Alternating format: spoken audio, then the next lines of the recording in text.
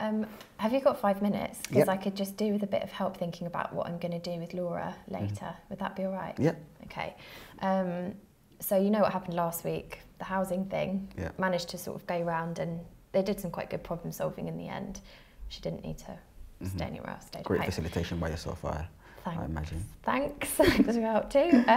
Anyway, so I was going to go around today, and I was thinking I could sort of revisit that, but in terms of maybe what they've both learned about how they sorted that out, so that they wouldn't necessarily need to kind of call on people in the future, but they might be able to manage. But the mum's just called saying, I guess there's been some other kind of argument. She's taken the phone. Obviously, Laura's not very happy.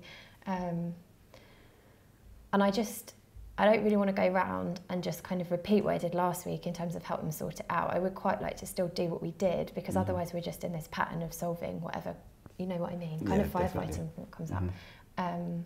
So it's just that really. I'm trying to think about, actually, if I stick to kind of active planning, I'm imagining I've got a thing that I want to do, but it's going to be kind of different from they want me to do. Well, I can imagine Laura definitely want to bring up the phone. Exactly. And you getting it back. Exactly. So just any help on how I could maybe phrase it when I go round there or something like that, so that I can try and obviously hear where they're coming from, but also sort of see if I can get done what I'd like to do as well.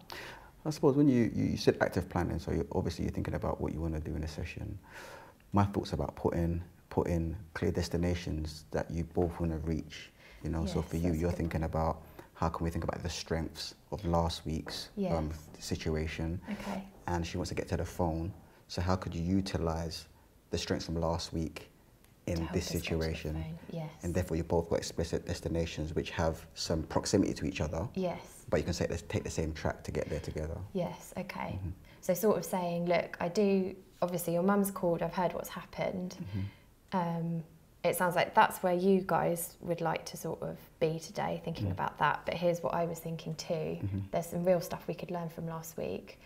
What could we do? How could we use today maybe in a way that incorporates both those things? Definitely. Okay. Because I think if you acknowledge to Laura that you really want to talk about her phone because you're aware of it already, and being quite upfront and honest with her, that will help her to come down straight away and start mentalising the next steps. That's it. That's probably the place to start, isn't it? Because I'm guessing, unless she feels that I've completely got that bit, she's not really going to be that bothered about anything else.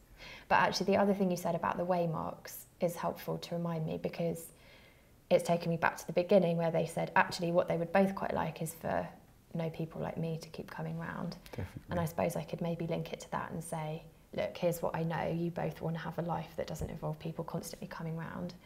And my thinking about working on the strengths was that might help you guys to get to that place of being able to manage stuff.